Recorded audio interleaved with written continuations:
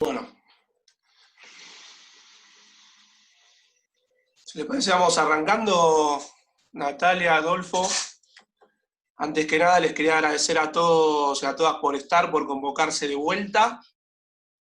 Como saben, este ciclo de charla justiciar tiene como propósito poder discutir un poco entre todos y todas, abogados, no abogados, estudiantes, gente que le guste la temática de la justicia en nuestro país, entendiendo que hay una caracterización de una justicia prepandémica, que es la que venía funcionando hasta ahora, que como hablábamos hoy con algunos colegas, venían dos ruedas, literal, por su vetustez, porque es anacrónica, porque no está avanzada en muchos puntos. Venían dos ruedas y la pandemia, con un efecto catalizador, aceleró todos los procesos y definitivamente hoy estamos sin justicia.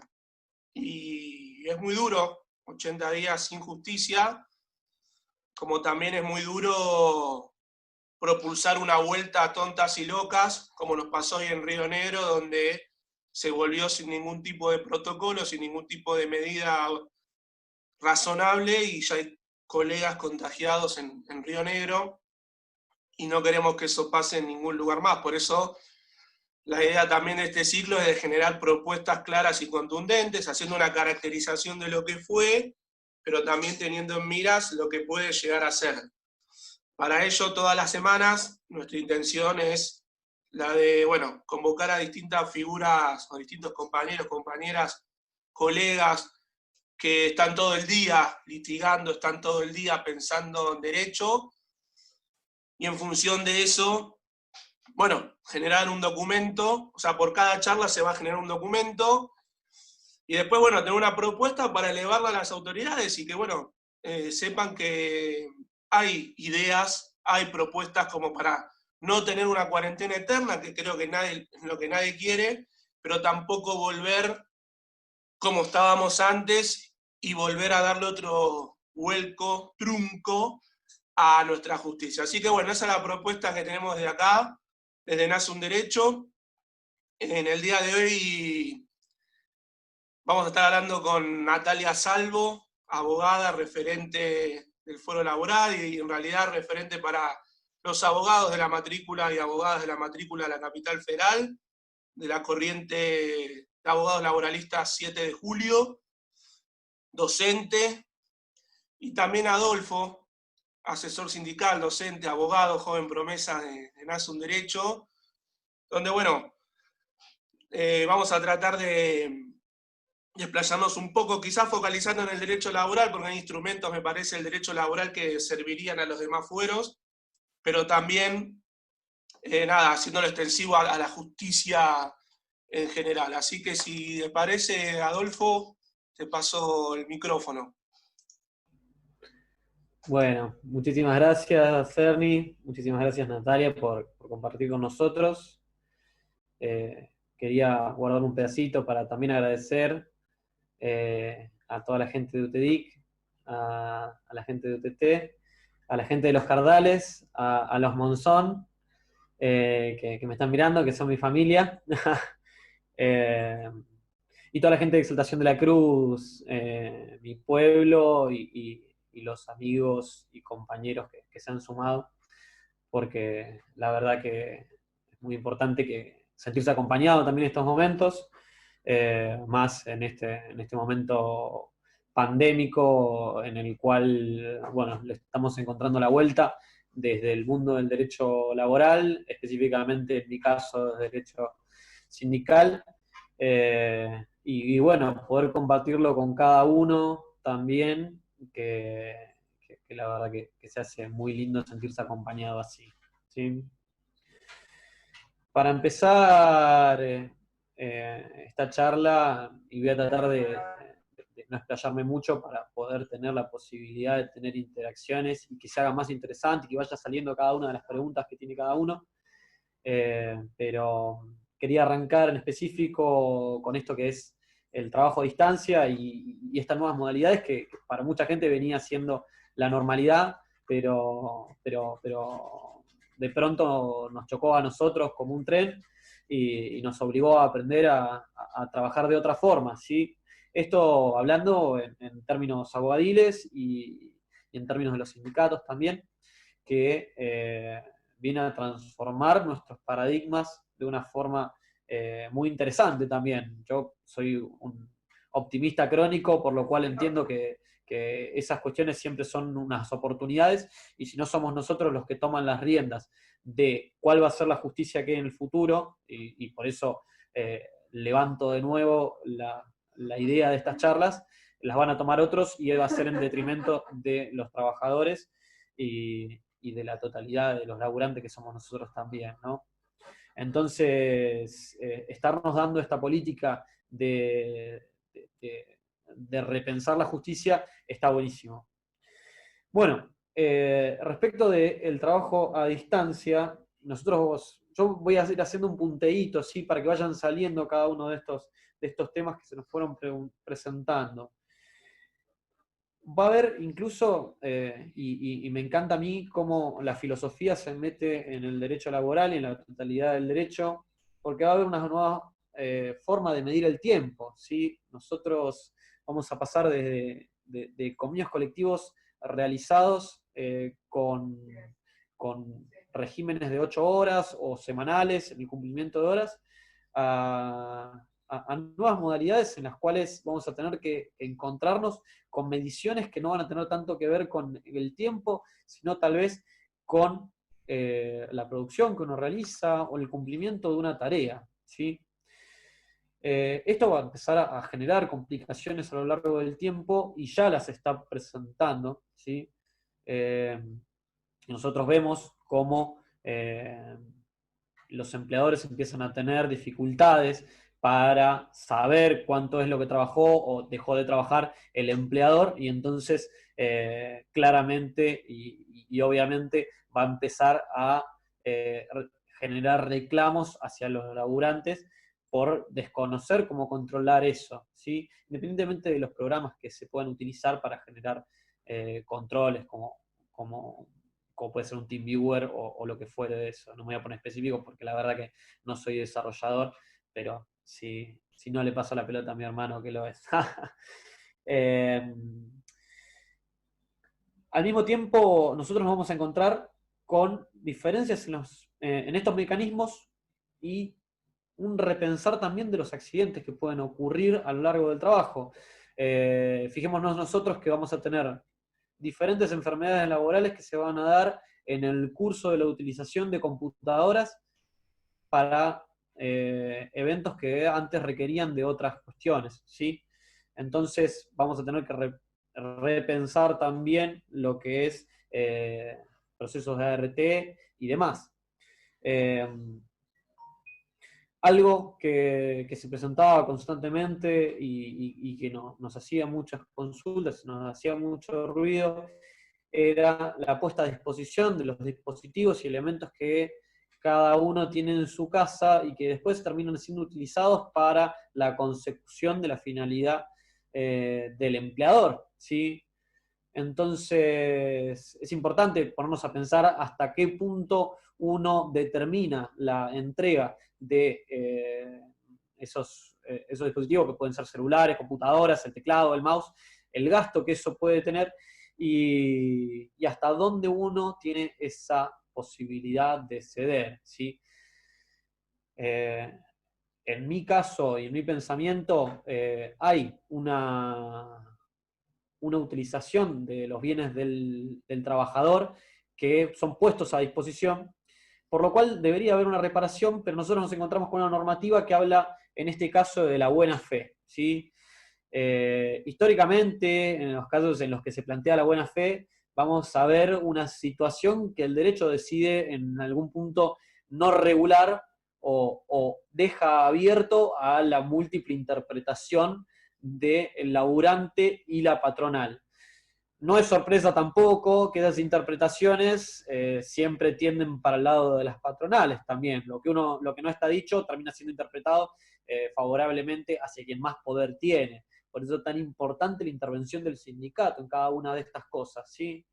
Imaginémonos nosotros, y muchos de los decretos que salieron tienden hacia eso, que la reglamentación del teletrabajo, que no existe, pero la utilización del teletrabajo termina siendo reglamentada por esta buena fe que en muchos casos es lo que el empleador dispuso que nosotros terminábamos trabajando.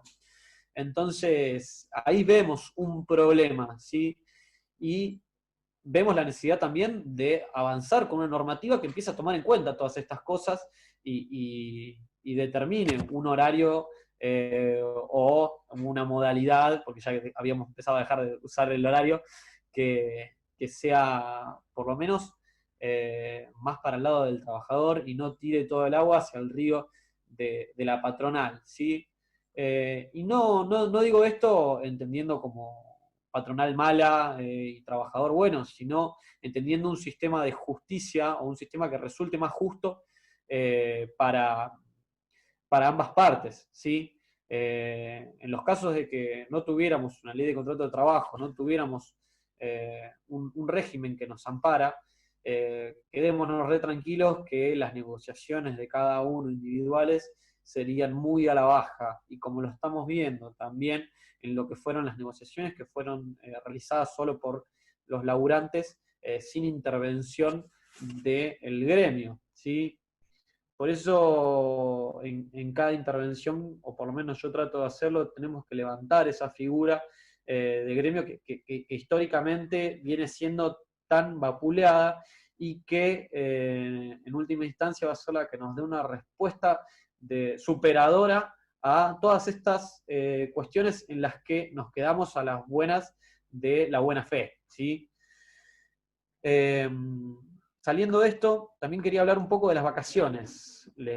Tengo la buena noticia, y quiero compartirla, que la editorial Rubinsal va a estar publicando un análisis que realicé para UTEDIC, así que le mando un saludo a Marcel, y, y enhorabuena, porque en estos momentos en los que se otorgaron tantas vacaciones a los trabajadores, ¿sí?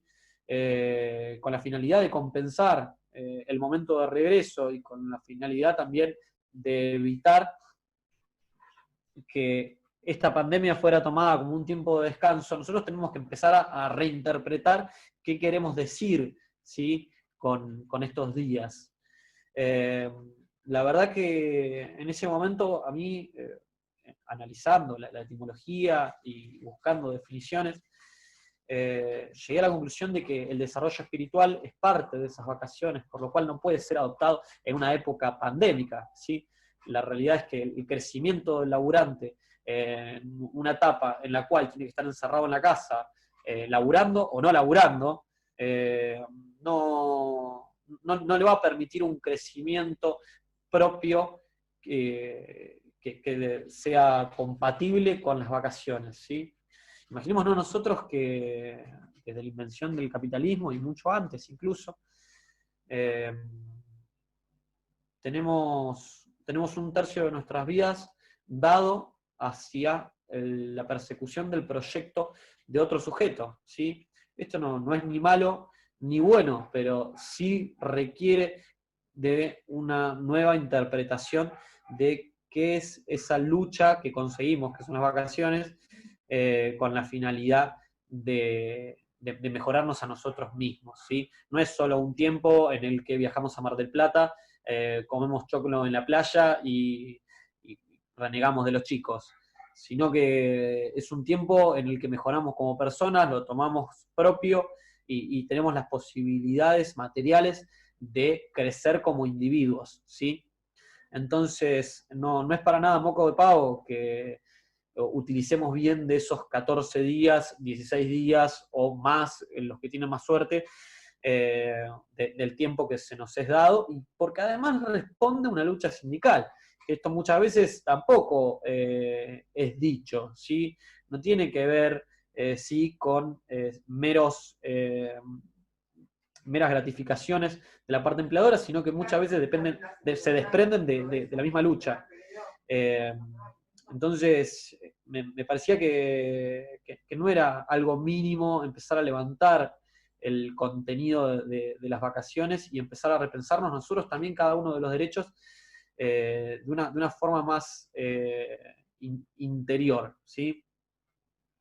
Ya pasando a lo que me compete, porque estoy seguro de que Natalia, en lo que es derecho individual, va a hablar más en específico. En el rol sindical pudimos empezar a ver cómo se generó un replanteo de la actividad, ¿sí? El hecho más relevante que ocurrió en estos tiempos fue el acuerdo de la CGT y la UIA, ¿sí? Que de pronto movió el piso para todos, para todo el ámbito sindical y empujó a todos a realizar negociaciones inmediatamente, ¿sí? Independientemente de estar de acuerdo o no con ese acuerdo. Yo por lo menos no estoy de acuerdo con muchas de las cosas que se plantearon en el mismo, pero sí estoy de acuerdo con la necesidad de diálogo y que la regulación tiene que salir desde la intervención del sindicato. Lo que sí no veía, no veo del todo bien es que muchas veces la federación sea la que baja el acuerdo, porque la especificidad de cada uno de los gremios, y por eso tienen especificidad, va a hablar de quien conoce bien lo que está ocurriendo con cada una de las instituciones, ¿sí? No puede compararse jamás una empresa que se dedica a la tecnología o que tiene ventas online con lo que es un club de fútbol o un gimnasio. Entonces, no podemos desde ahí desprender un acuerdo que va a tener una injerencia tan clara a la hora de iniciar una negociación y cómo nos vamos a parar frente a ella, ¿sí? Entonces, existe esa cuestión de repensarse también sobre la especificidad, que no necesariamente tiene que ver con la intervención tecnológica, pero sí en el respeto al conocimiento de cada una de las actividades, ¿sí?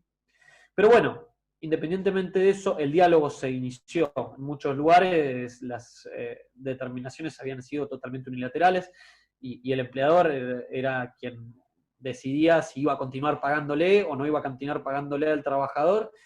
Y esa situación jamás puede permitirse, ¿sí? Porque, como decíamos respecto de la buena fe, todo lo que queda de la buena de Dios termina siendo interpretado en nuestra contra, ¿sí? Digo, en nuestra contra como laburante. Y para el futuro, y eso sí, vamos a tener que ingresar en una etapa de adaptación del convenio colectivo, ¿sí? Vamos a tener que receptar estas nuevas formas de medir el tiempo, estas nuevas realidades sobre las cuales entendemos las vacaciones, entendiéndolas también y hablando respecto de ello, del crecimiento personal que implican, de la presencia del delegado. El delegado en un futuro en el cual la mayoría del trabajo pase a ser virtual o una parte del trabajo pase a ser virtual, ¿cómo vamos a tener ese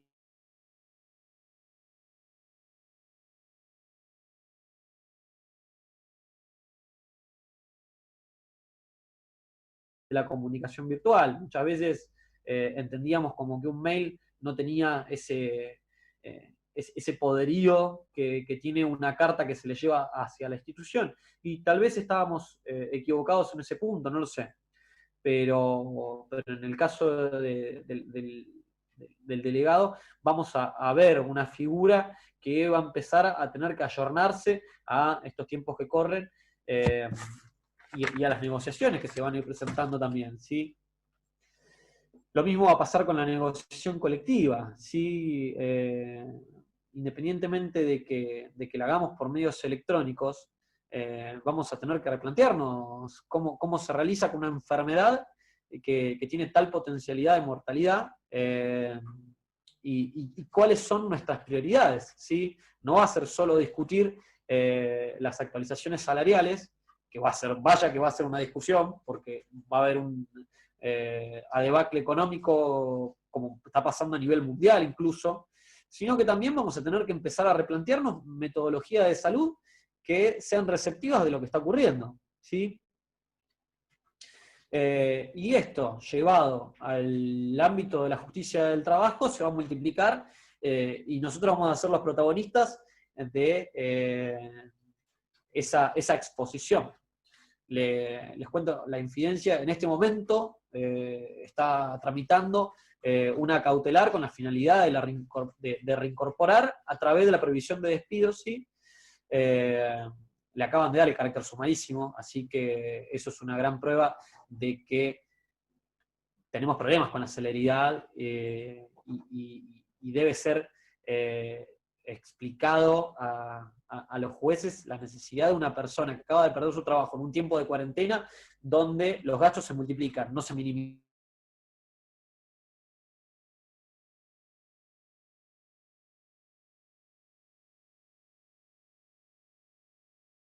Hacer para tener un poder, para actuar sobre la persona, si no podemos acercarnos ni a 5 metros para que nos firme un escrito, ¿sí?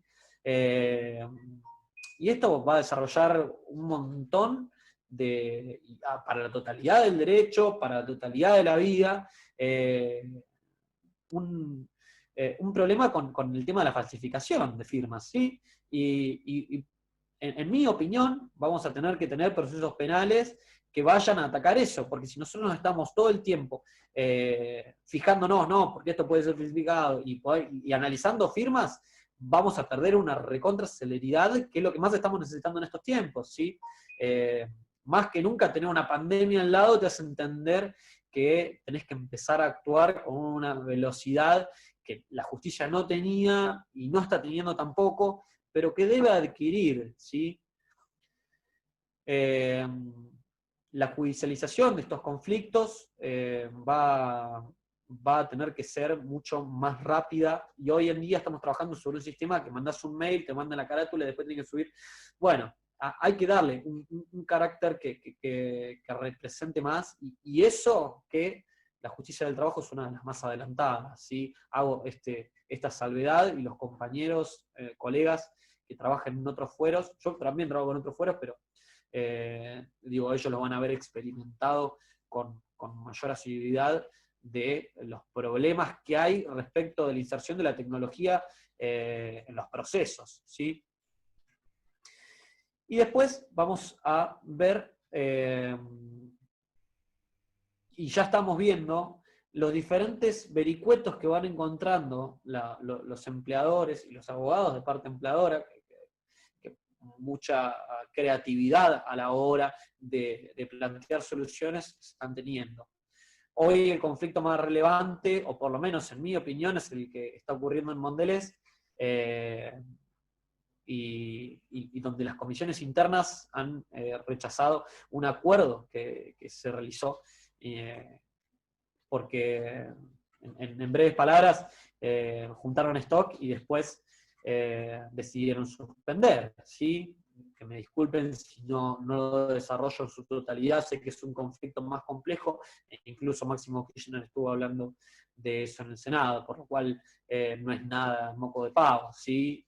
Pero creo que es más que nunca donde somos llamados a ser creativos nosotros con las respuestas que damos, y estar atentos a todas las vicisitudes que pueden ocurrirse a la hora de encontrar esas variables a la ley que les permitan aumentar incluso las ganancias, ¿sí?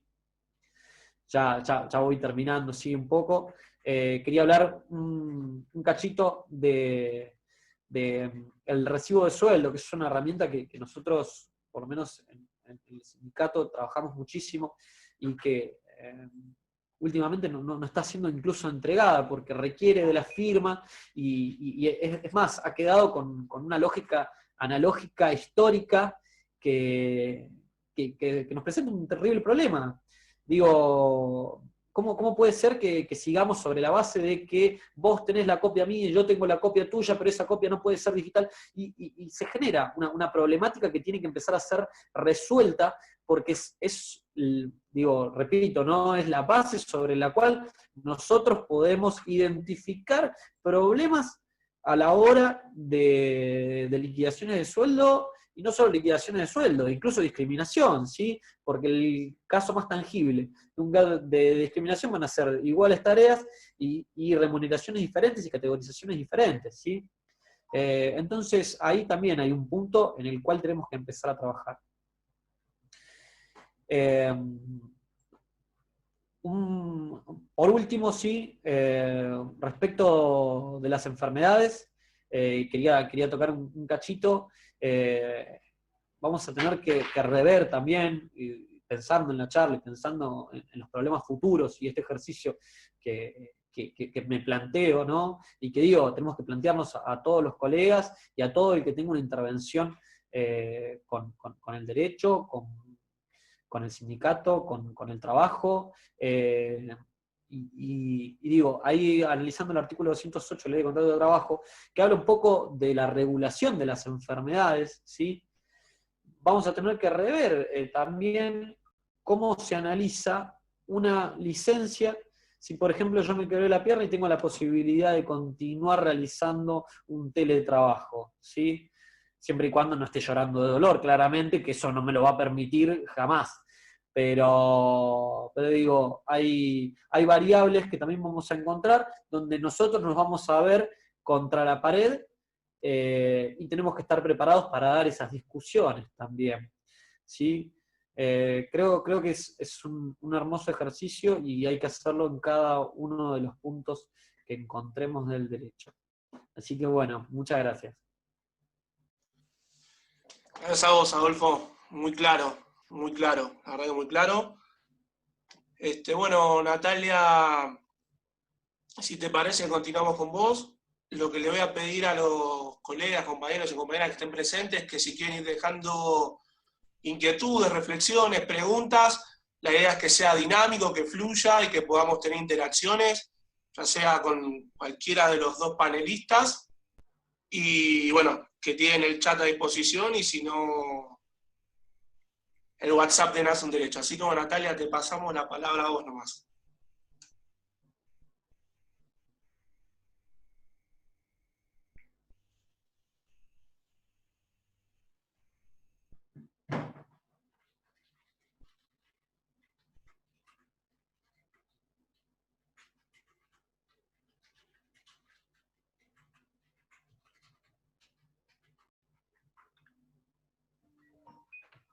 Hola.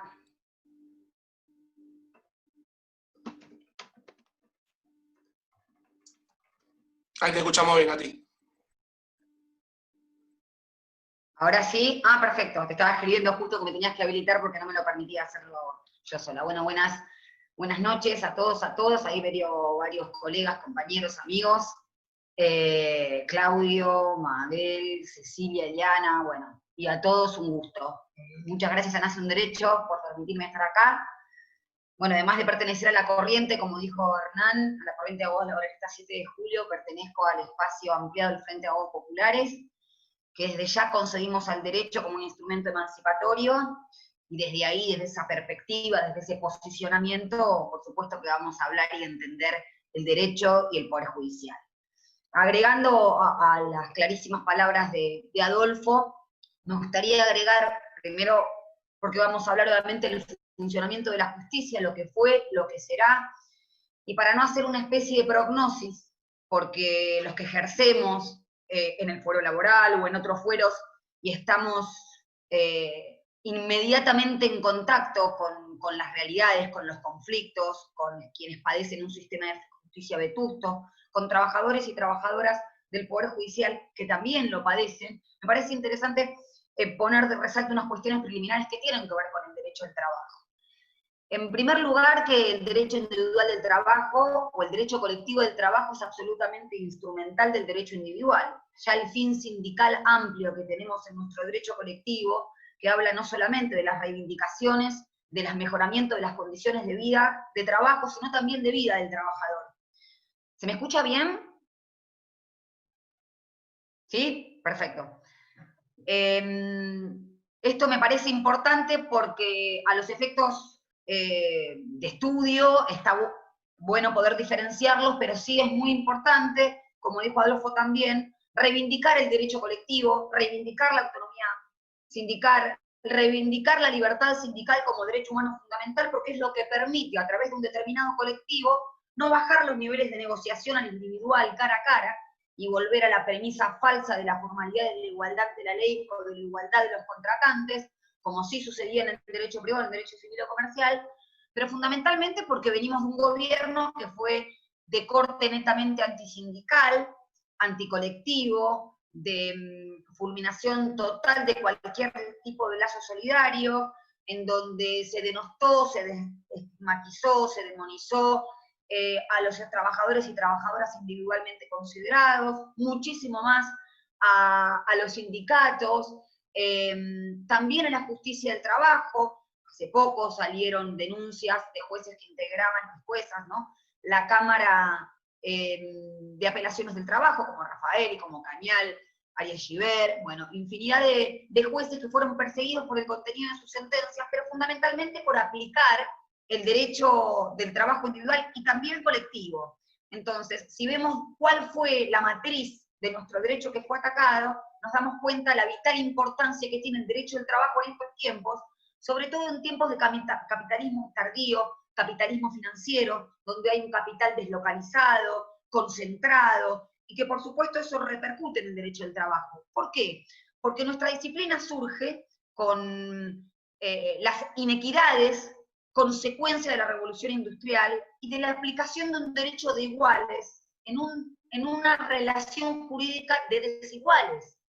Desiguales porque en un modo de producción capitalista, quien puede solamente vender su fuerza de trabajo, tiene opuesto y del otro lado a quien le pertenece el instrumento de producción y el producido de su propio trabajo.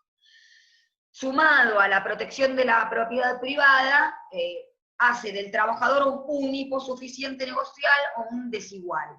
Esto es lo que fue ponderado en la Ley de Contrato de Trabajo original de 1974, que fue podada también por la última dictadura cívico-militar, y que en su artículo 17 original reconocía esa desigualdad inicial de las partes, cuyo artículo fue podado y después restablecido a través del 17 bis. Entonces, partiendo de esta base, partiendo que el derecho del trabajo es un derecho humano fundamental, tenemos que ver que en estos momentos, lejos de dejarnos llevar por los cantos de sirena que ya tuvimos en la década de los 90 en relación a las oleadas flexibilizadoras, flexibilización entendida siempre como un eufemismo de precarización, porque nunca se habló de flexibilizar los derechos que contiene el artículo 14 de la Constitución Nacional. Siempre se habla de flexibilizar los derechos sociales del artículo 14 bis, y esto está también directamente entroncado con la concepción del Estado de Derecho liberal y por lo tanto del orden jurídico liberal, donde se ensalza un determinado concepto de libertad, libertad de mercado, libertad civil y demás, y no con el Estado social, donde la concepción del bien común es fundamental en detrimento, si se quiere, o secundada por el bien individual. Entonces, acá tenemos una puja fundamental, yo lo digo siempre, de la concepción del derecho. Si concebimos al derecho en los términos individualistas, de un Estado estrictamente de derecho y que pregona la jerarquización de las libertades individuales respecto de los derechos sociales, económicos y culturales, o un Estado social de derecho donde se pone la propiedad con un servicio social, donde se colectivizan los derechos, donde se le da preeminencia a las organizaciones colectivas, etc. Entonces, me parece muy importante destacar que si se ha exacerbado esa desigualdad que existe entre el trabajador y el empleador por este capitalismo financiero que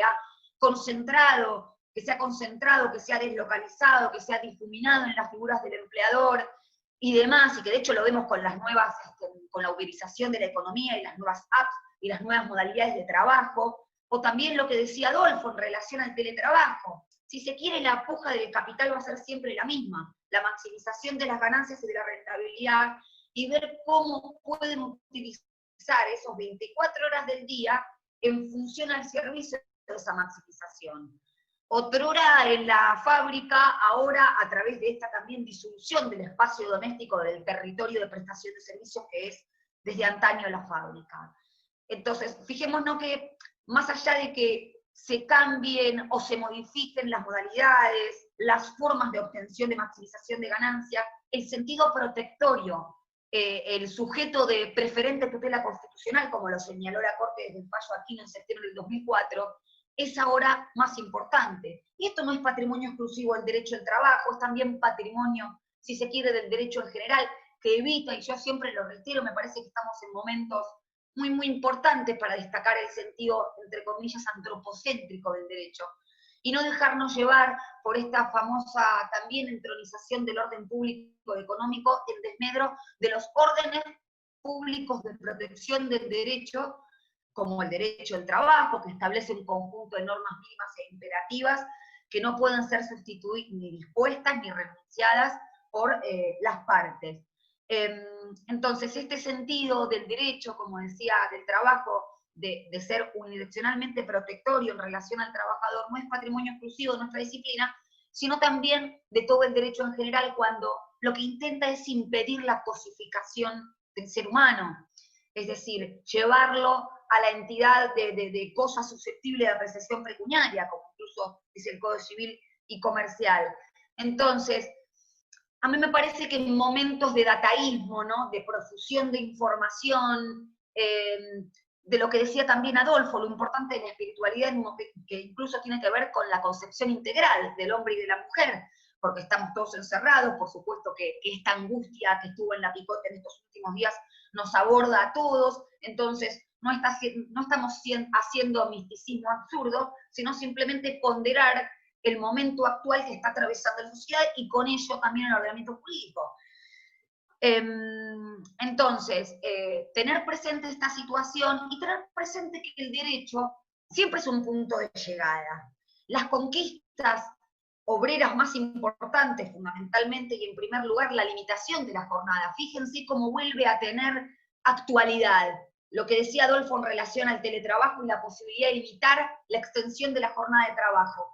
Ahora que parecemos todos modernos y que tenemos el instrumento de producción modernizado, hago una pequeña postilla, el instrumento de producción que siempre pertenece a la empresa en los términos de la ley de contrato de trabajo, ¿no? A la empresa entendida como el artículo 5, organización instrumental de medios materiales e inmateriales y personadas puestas al servicio de la obtención de un fin productivo benéfico. Entonces, este instrumento de producción, y que tanto lleva también aparejado entender o no que existe relación de dependencia o no en determinados casos, como pasó por ejemplo con los remiseros, si eran propietarios del vehículo, si existía o no relación de dependencia.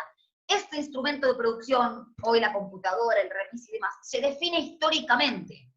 Hace 200 años un martillo era instrumento de producción. Hoy es una herramienta de trabajo en los términos del artículo 76, que también tomo nota de lo que decía Adolfo. Por supuesto que tiene que hacerse cargo su reposición, su manutención, su conservación el empleador, porque si no tal vez sería una violación del principio de agilidad en los riesgos propio y distintivo del derecho del trabajo.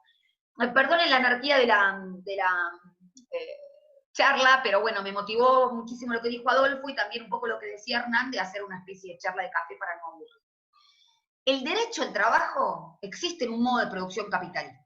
Cuando nos vengan a correr que es excesivamente protectorio, vengan a buscar en el derecho al trabajo la causa o la razón de ser de las crisis económicas, siempre hay que recordar esta situación. El derecho al trabajo surgió para poner un coto o un límite a la imposición del poder patronal. No porque son malos o no nos interesa la subjetividad del patrón o del empleador, sino porque las condiciones materiales y objetivas de este modo de producción hace que haya una desigualdad. Y lo que viene a hacer el derecho al trabajo es traer la Constitución Nacional dentro del establecimiento con el 14 bis. Y los que tuvieron la suerte de verla con la Constitución de 1949. Entonces, el derecho al trabajo y el derecho sindical existen un modo de producción capitalista para ponerle coto. Y me parece que los grandes protagonistas tienen que ser, por supuesto, las organizaciones sindicales. La representación del interés colectoral individual a través del interés de la representación colectiva, porque es la única que puede hacer un contrapoder en momentos como los actuales. Y otra de las cosas que me parece también interesante destacar y que nos corren siempre por ese lado es la protección de la pequeña y mediana empresa como factor de la producción. Ya Aldo Ferrer, el famoso economista, nos hablaba del empresariado nacional como un concepto de construcción política, ¿no? Llevándonos un poco a la construcción de subjetividad de nuestro empresariado, si se quiere, oligárquico, terrateniente y aristocrático, en donde no apostaba a la reinversión de la producción o a una economía o una producción nacional. en una economía financierizada, también me parece muy, muy importante destacarlo, que la normativa de excepción protege la salud pública como bien jurídico fundamental, y en virtud de eso es que suspende la prestación de servicio por el artículo 2 del 297, pero también protege el trabajo, la conservación de los puestos de trabajo y la intangibilidad de la remuneración, el artículo 2 y 8 respectivamente el 297. Por eso tampoco considero poco felices, dicho en buenos términos, los acuerdos celebrados entre la CGT y la UIA, tal como decía Adolfo. ¿Qué tiene que ver esto con la justicia entonces? ¿Cómo lo podemos entroncar? Bueno, no es que vamos a hacer una especie de copy-paste para poder hablar del tema que nos convoca, sino que está íntimamente vinculado y relacionado. Porque estos derechos, que pueden ser meramente declamativos, se debaten en un determinado fuero. En la justicia, el derecho de fondo no puede ser entendido sin el derecho objetivo, en el derecho de forma, la tutela judicial efectiva. Si no serían absoluta letra muerta, o si no, también serían meramente programáticos, como ya escuché decir a Funes de Rioja en relación a la participación de las ganancias o el control de la producción del artículo 14 bis. Parece ser que hay derechos que son operativos, como la posibilidad de ejercer el comercio y la libertad ambulatoria de determinados sectores, y hay otros que son meramente programáticos en virtud de la voluntad de intereses sectoriales o determinada corporación enquistada en una parte del Poder Judicial, y esto no me gusta generalizar, porque hay jueces y juezas loables, nosotros hemos tenido a los que ya nombré, pero también a Dora Temis, que ya no está entre nosotros, que falleció el 3 de diciembre del 2000, no me quiero equivocar, 17 o 18, pero con 6 meses de posterioridad a que hizo lugar una medida cautelar para que se cumpla con la paritaria docente. Una jueza que no solamente aplicó sus convicciones, sino el derecho, y me parece que eso hay que destacarlo. Lo trato de destacar siempre, porque además los que conocimos a Dora era una excelente docente, y esto tiene que ver también con la concepción de la justicia. Si concebimos al juez o la jueza como una máquina de escupir normas, ¿no?, con este juicio de subsunción, tomo hechos y escupo sentencias, o si consideramos a los jueces, fundamentalmente el derecho del trabajo, como jueces imparciales, que por supuesto no vulneren el principio de contradicción y de bilateralidad, pero que no sean neutrales, porque están aplicando un derecho unidireccionalmente protectorio, que incluso les valió la persecución a muchos y a muchos de ellos.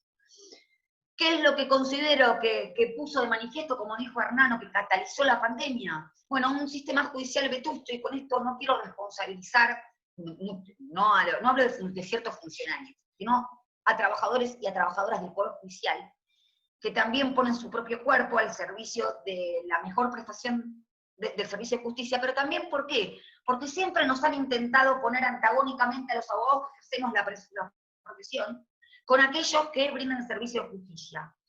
Y me parece que ambos dos, tanto la gremial de abogados como quienes integran como trabajadores y trabajadoras del Poder Judicial, tenemos que advertir que este sistema es absolutamente vetusto, pero también hacer un mea culpa en relación a que es un sistema nepotista, corporativo, que no permite el desarrollo y la evolución de funcionarios y funcionarias judiciales que estén emparentados con un derecho inmediato, cercano. Por eso, en el Consejo de la Magistratura, cuando hay internas de jueces, no se valora o no se pondera el ejercicio liberal de la profesión. En las últimas estadísticas, por lo menos del año 2018-2019, solamente había entrado un 7% de profesionales que ejercían el derecho a ejercer la magistratura. Y nosotros podemos advertir a aquellos jueces que ejercieron la profesión cómo desarrollan la magistratura de aquellos que no lo hicieron, y si se quieren aplican un criterio excesivamente rigorista y formalista de la ley, que en momentos como los actuales explota o se pone absolutamente en evidencia, porque vemos que el crédito alimentario, como es el salario y demás, se hace patente en un momento en donde va a haber una retracción, o ya hay una retracción de la economía enorme, no solamente a nivel local, sino regional y mundial, pero creo que tenemos que preguntarnos qué justicia queremos en relación a eso. Y para esta situación, no solamente tenemos que hablar del Poder Judicial, porque si no terminamos también hablando del gobierno de los jueces, y creo que eso es muy peligroso, porque terminamos jerarquizando al Poder Judicial en desmedro en relación al Poder Ejecutivo o al Poder Legislativo, como por ejemplo con las constantes declaraciones de inconstitucionalidad de determinadas leyes que surgieron de la voluntad popular, masivas, si se quieren, abusivas, y cómo se termina a través de este mecanismo sustituyendo la voluntad popular por la voluntad de los jueces, o el imperio de la ley por la voluntad de los jueces. Pero digo, eso también lo tenemos que cuestionar a través de quiénes forman a los futuros abogados y abogadas, como las universidades. En las universidades tenemos una concepción del sujeto o la sujeta que es kelseniana, un sujeto que no sufre, que no muere, que no tiene hambre. Y cada vez que tenemos que explicar que ese sujeto es un desigual, por lo menos a mí me pasa en mi carácter de docente, cuando llegan en cuarto año a ver derecho del trabajo, vienen con esa cabeza performada del sujeto como una mónada, y acá tomo los términos que utilizaba el filósofo Leibniz, la mónada como algo que no tiene ningún tipo de influencia del exterior, que se autodespliega, que se autodesarrolla, que es autosuficiente, que no está interferido. Y fíjense qué distinto es ver al derecho como una ciencia social, como un punto de llegada, como producto de sangre, de conquistas, que ver al derecho como una ciencia aséptica.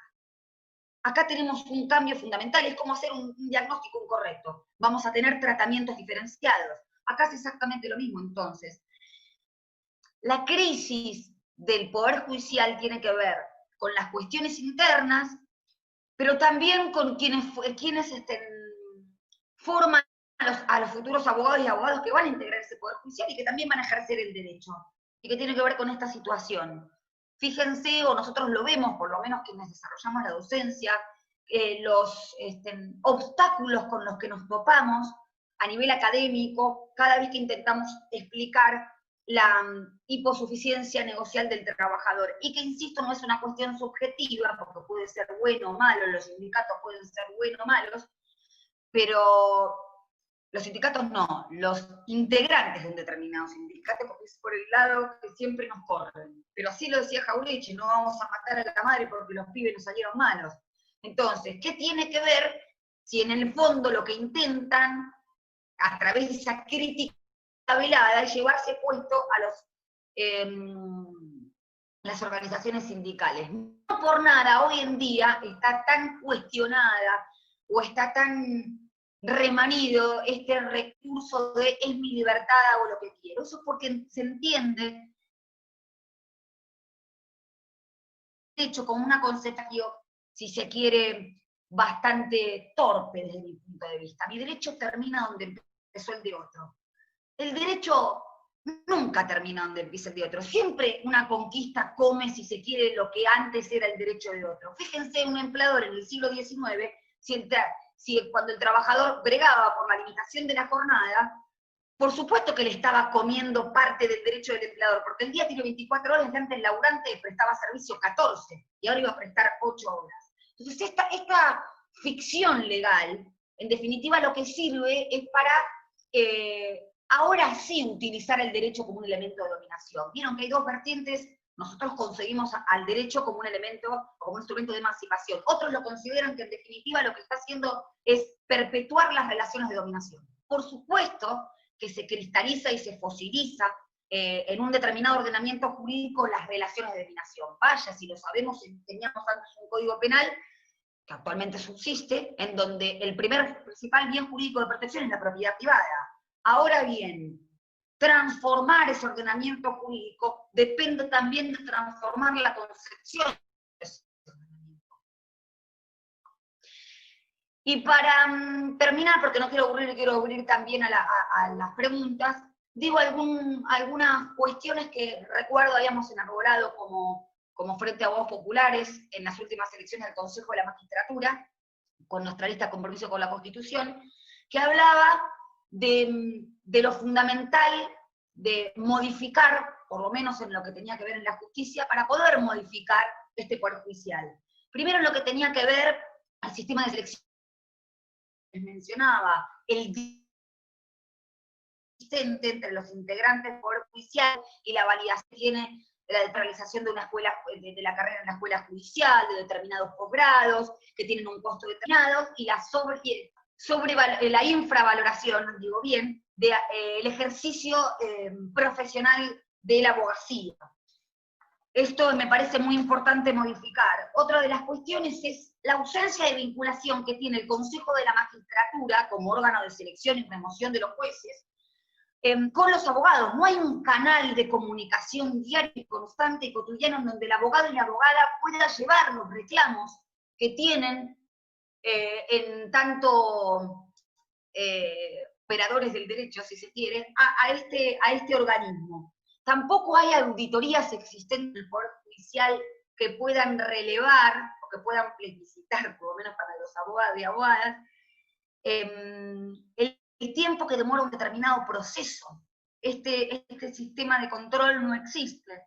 Me parece que por esas pequeñas cosas, y con todo lo demás, porque la verdad que no creo en las respuestas facilistas, primero porque creo que los cambios llevan mucho tiempo, y segundo porque me parece, ayer lo pensaba, una cuestión muy egoísta. Querer cambiar, rompiendo, quebrando, y esto no quiere decir no jugarse, ya las cosas, primero que pueden entrañar mucho, cierta peligrosidad. Y después, que en definitiva el que se opone a todo, mucha oposición es sumisión, decía. Es decir, uno no se involucra, no acepta y no modifica. ¿Y por qué digo egoísta? Porque las luchas nuestras actuales, el sueño de la liberación actual, lo van a tomar los que nosotros los tomamos de quienes nos precedieron, y lo van a tomar quienes vengan después de nosotros. Entonces, en ese sentido, dejarles el mejor mundo judicial posible para que puedan seguir transformándolo sobre la base de la realidad y no de cuestiones meramente declamativas. Bueno, no los aburro más. Gracias a todos y a todas, y bueno, acá disponible para las preguntas. Bueno.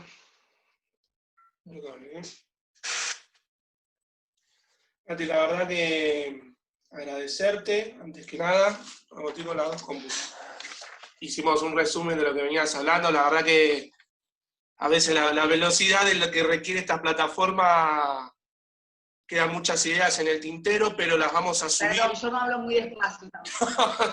No, es que son muchas ideas muy buenas que hay que, de verdad, sintetizarlas en un poco de tiempo que tenemos, y hay muchas ideas buenas, así que todo esto lo vamos a transformar en un documento, pero hay muchas ideas, muchísimas, que son, la verdad, muy buenas, tanto las tuyas, Natalia, como las de Adolfo. Ni hablar este último punto sobre el Consejo de la Magistratura, la falta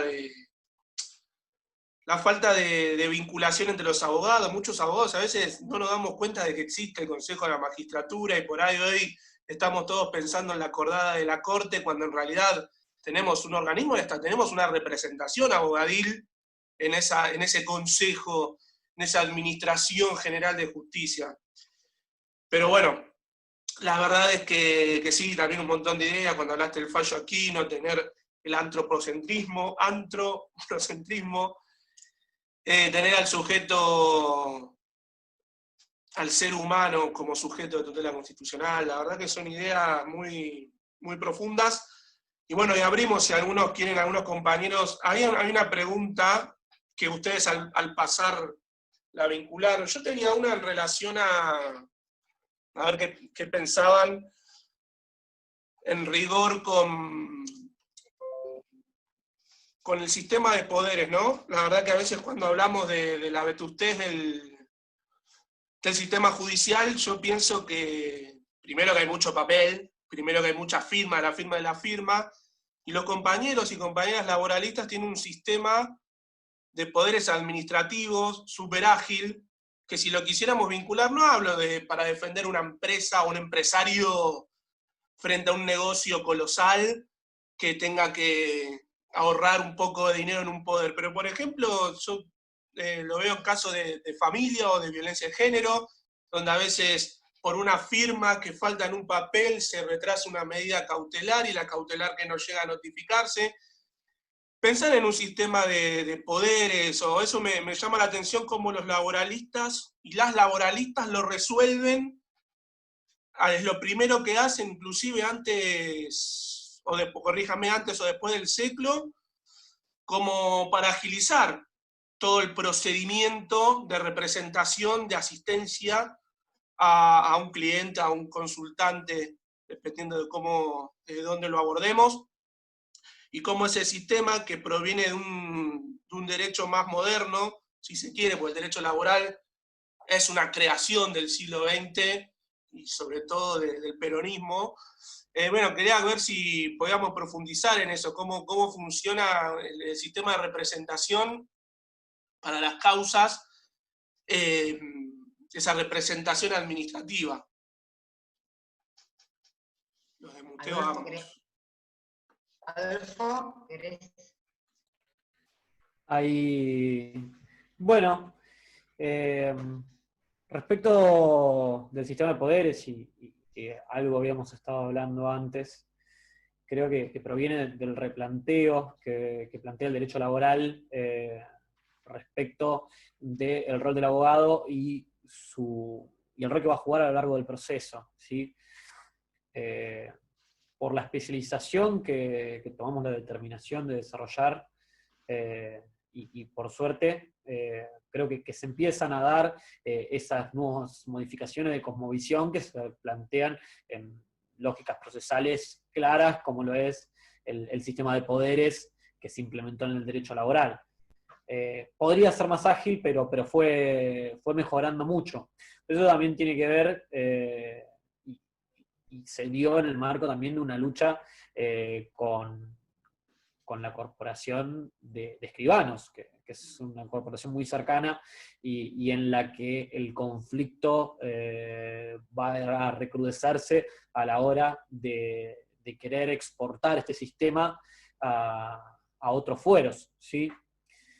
Imaginémonos que cuando hablamos del trabajador y hablamos de la gratuidad que debe tener el derecho laboral, ahí teníamos una herramienta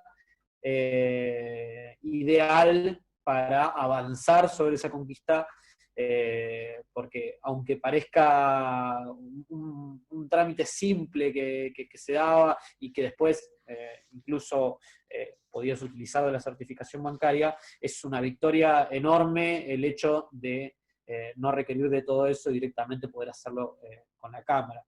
Para no tener un porteñocentrismo, por eso yo hacía referencia a mi gente de Los Cardales y Fundación de la Cruz, la provincia de Buenos Aires también tiene un sistema a través del cual se presenta el poder en el juzgado de turno, con la finalidad de eludir la necesidad de acudir a un escribano que brinde fe respecto de un hecho que termina siendo bastante claro y que habla de nuevo de la máxima preocupación que tenemos por la identidad, la representación, la titularidad de la firma, y que en muchas ocasiones es un miedo que no sabemos bien de dónde viene, pero pareciera que el hecho de que encuentren a alguien firmando por otra persona fuera más peligroso incluso que un montón de delitos que podemos ver todos los días. Entonces, me parece a mí que la fe pública puede ser salvaguardada en muchos aspectos de un modo mucho más acelerado si empezamos a quitarle todo este bagaje filosófico al hecho de quién es la firma, ¿sí? Porque en última instancia lo que estamos analizando es eso. Y que se va a dar en una forma mucho más fuerte en el caso de que no pudiéramos ir a presentarnos ante la Cámara en el caso de Capital o ante el juzgado de turno en el caso de provincia para poder presentarnos ante alguien que es depositario de la fe pública, o por lo menos que para ese proceso es quien dice si está bien, este es quien dice ser. Dicho esto, creo que tenemos que encontrar alternativas que a nosotros nos permitan decir, che, a través de este mail, si alguien está haciendo algo consecuente con la voluntad de uno, y la verdad que es suponible que está actuando bajo la voluntad de la persona que lo mandó, y en el caso de que intervenga de forma contraria, que se lo castigue como cualquier otro, ¿sí? Pero me parece que lo estamos corriendo, y lo estamos corriendo al revés, ¿viste? Estamos poniendo la carreta delante del caballo, cosa que nunca hacemos, así que responde, sí, claramente a el formato de Estado capitalista que tenemos, ¿sí? Por eso es que tenemos tal miedo respecto de ese caso. Muy bien, Adolfo. Yo también acá estaba leyendo algunas preguntas. No sé, Natalia, ¿qué opina de...? Entonces, Natalia, ¿quería profundizar sobre esto?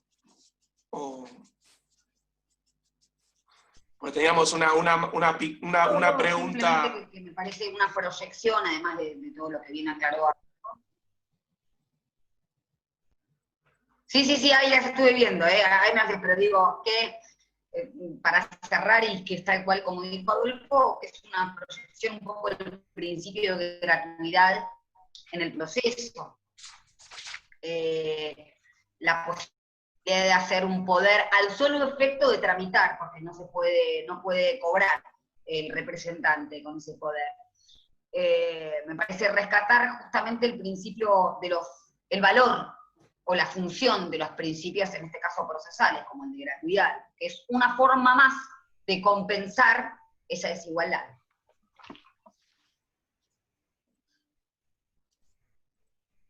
Muy bien. Bueno, Lo veo un poco, ¿se cortó? ¿Puede ser? no, está bien.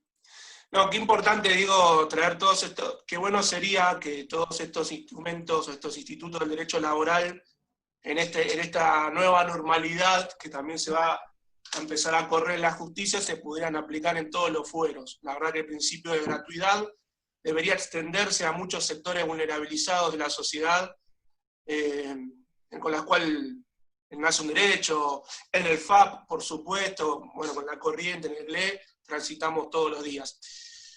Y en todas las agrupaciones de abogados y abogadas que defienden derechos de personas vulnerabilizadas y que a veces se encuentran con, algunos déficits formales propios de esta vetustez de la que hablábamos. Pero bueno, ahí entre las preguntas, Natalia, quería aprovechar que alguien, ya que te tenemos hoy acá, nace, tema colegio de abogados de la capital, sin ser porteño centrista, pero bueno, entendiendo que lamentablemente, porque hay que volver a un sistema más federal, hoy el Consejo de la Magistratura le asigna una silla al Colegio de Abogados de la capital y otra silla a los abogados de todo el país. Pero bueno, por eso al día de hoy el Colegio de la Capital sigue teniendo esa centralidad que quizás no merezca teniendo una visión más federal, pero bueno, hoy la realidad se impone. ¿Cómo crees que estamos con el colegio? ¿Qué realidad ves del colegio? ¿Cómo está trabajando el colegio de acuerdo a la realidad nuestra que nos toca transitar en esta pandemia, en esta transición?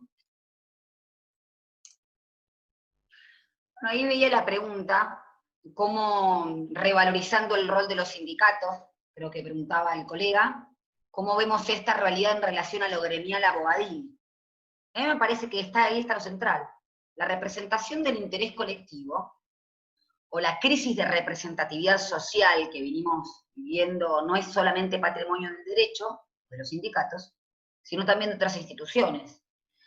Y para la representación del interés colectivo es, por supuesto, muy importante la cabeza, pero también los representados, o la participación de los representados, para poder bregar por la fiel o genuina representación de ese interés. No solamente en las elecciones, sino la participación en ese colegio. A mí me parece que siempre la representación colectiva es muy importante.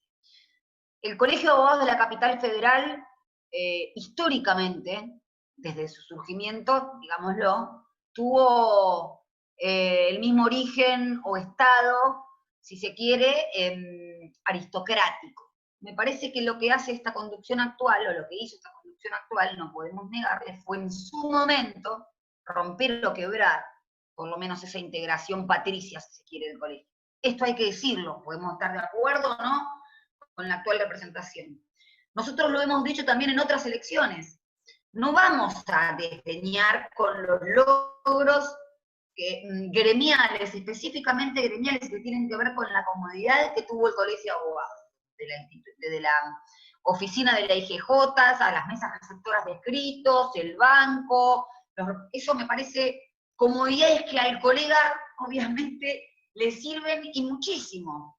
Ahora bien, me parece, o por lo menos yo discrepo, y en esto digo una opinión personal, con cierta vinculación que tuvo en las épocas más oscuras, y no lo digo solamente yo, lo ha dicho la ONU, queremos apelar a la entronización también de organismos internacionales, con la falta de separación o independencia del Poder Judicial. Eso es algo que lo destacamos en su momento y que lo hacíamos notar también. Ahora, no desdeñaría jamás de la existencia de una representación gremial, no estaría de acuerdo con que existiera una colectivización en ese sentido, y me parece muy importante la participación y la envergadura que le dan las colegas de a pie a esa representación. Nosotros hace mucho tiempo que discutimos esa situación dentro del Colegio de Abogados, pero es imposible hacerlo si no cobra importancia en la totalidad de los abogados y las abogadas. Porque creo que también lo que se rompe es un poquito esto. Bueno, yo trabajo y nada más no me interesa. No, de hecho interesa muchísimo el rol de un colegio de abogados para poder grevar por un también efectivo servicio de justicia y poder pujar con esa finalidad. Entonces, no sé si respondí un poco la pregunta con todo este relato cuantioso. Sí, sí, desde luego.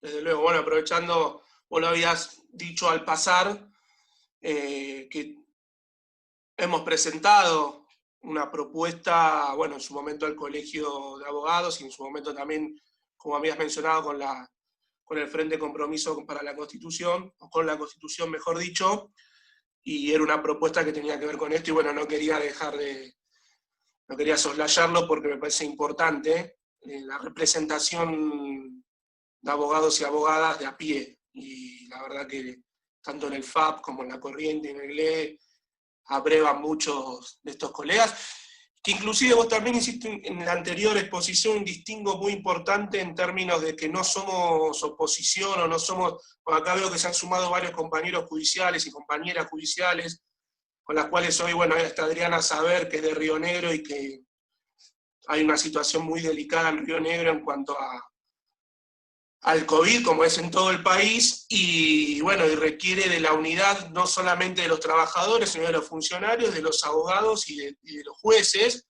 para brevar en soluciones. Y me parece que esa representación abogadil hoy, bueno, va a requerir muchos esfuerzos, no solamente decir, bueno, volvemos mañana con la justicia tontas y locas o una cuarentena eterna, que es lo que hablábamos al principio, sino con propuestas concretas, y las propuestas concretas, abogados y abogadas de a pie las tenemos. De hecho, estos documentos que estamos volcando queremos que sean propuestas concretas porque, en definitiva, los que transitamos todos los días los tribunales somos todos nosotros y nosotras.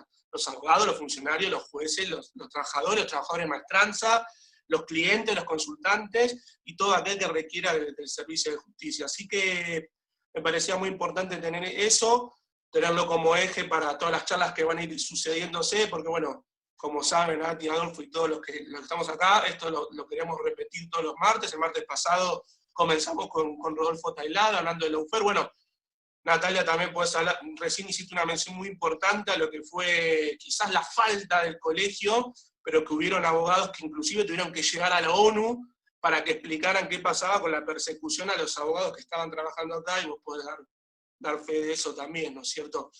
Así que no sé si quieren dar un concepto más, si alguno quiere hacer alguna pregunta, intervención, colegas, compañeros y compañeras, alguna pregunta. Yo estoy leyendo el chat, no estoy viendo nada, estoy viendo a Miguel. ¿Qué dice? Bueno, si no, no sé, Adolfo o Natalia, si hay alguna reflexión última. Si no, bueno, vamos a estar subiendo todo lo que se habló hoy a un documento, lo vamos a transmitir por mail a los que se hayan inscrito por mail. En la página, para los que no se hayan inscrito por mail, lo importante es que ese documento va a tener la participación de todos y todas. Y acá lo que dice Laura Almendros, que lo dijo Rodolfo Tailade la otra vez, para el caso de los jubilados, no sé si alguno de los dos quiere explayarse, porque Rodolfo Tailade la semana pasada habló de una caja especial para jueces, para no tener que lidiar con esto de la intangibilidad, de los sueldos, bueno, lo que ya conocemos.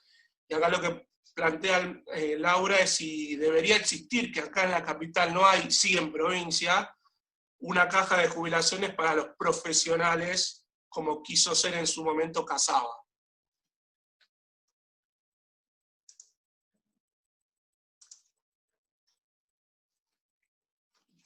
No sé si vos, Natalia o Adolfo, quieren una caja de jubilaciones para... Sí, yo me recibí en el año 2002 y empecé a ejercer en el 2003. Y fui contemporánea a la existencia. No sé si me escuchan. Ahora sí. Porque justo te iba a contestar, Hernán, a esta pregunta. ¿Se escucha? Ahora sí se escucha, sí.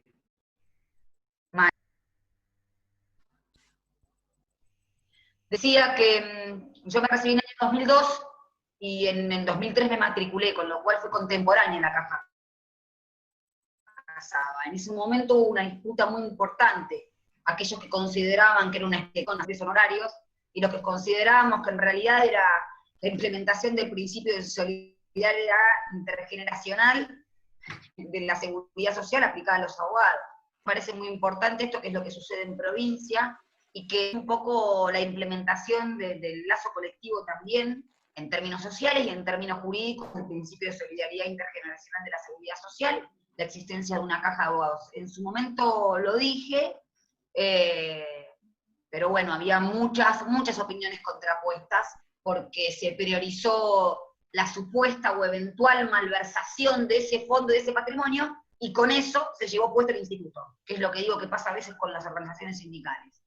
Se cuestiona a determinado integrante de una asociación sindical, y con eso se quieren llevar puesto a los sindicatos. Acá me parece que pasó exactamente lo mismo. Adolfo.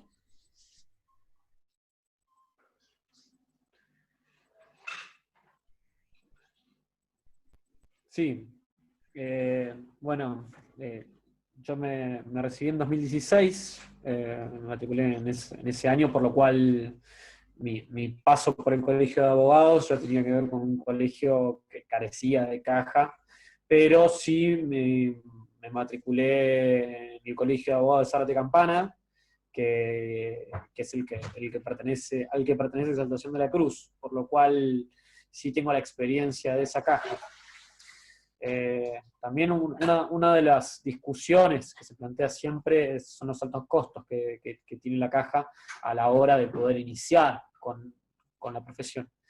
Pero la realidad es que, y compartiendo con lo que decía Natalia, el principio de solidaridad entre todos los colegas, creo que resultaría fácilmente de resolver a través de mecanismos que le permitieran al abogado recién recibido aportar menos o aportar de algún modo distinto, ¿sí?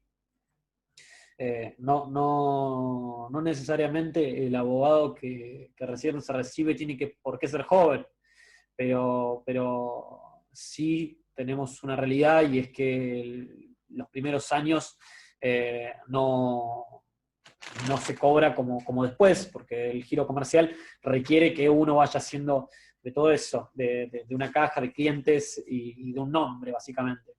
Entonces, no es que no tengamos nombre, ¿no? Pero,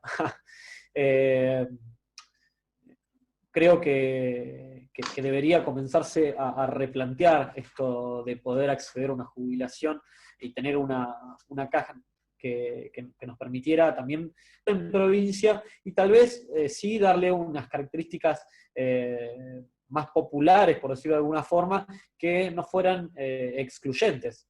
¿Sí? A muchos les pasa que se reciben en provincia y no pueden comenzar a ejercer por solventar los costos, pero creo que con una estructura bien pensada eso se resolvería también, ¿sí?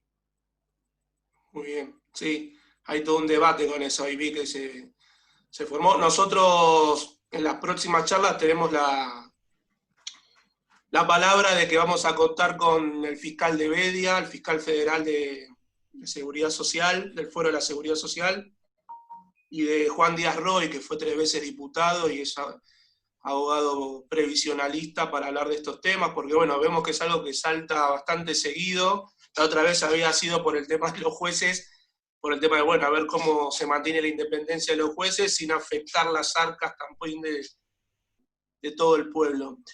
Así que bueno, nada, le agradezco a Diego Encina, que fue el que había instalado el tema del colegio, que es algo que también queremos seguir discutiendo. Si no hay más, no sé si quieren cerrar con algo, no quiero hacerla de estirarla, pero... Con un saludo, por lo menos, para todos. Bueno, los esperamos el martes que viene, va a ser muy buena, muy intensa como hoy. Yo les quiero agradecer tanto a Adolfo, la verdad Adolfo, muy contento, y con vos Natalia también, estamos muy contentos de contar con ustedes y de ir siempre al frente, pues sabemos que son 2 batalladores.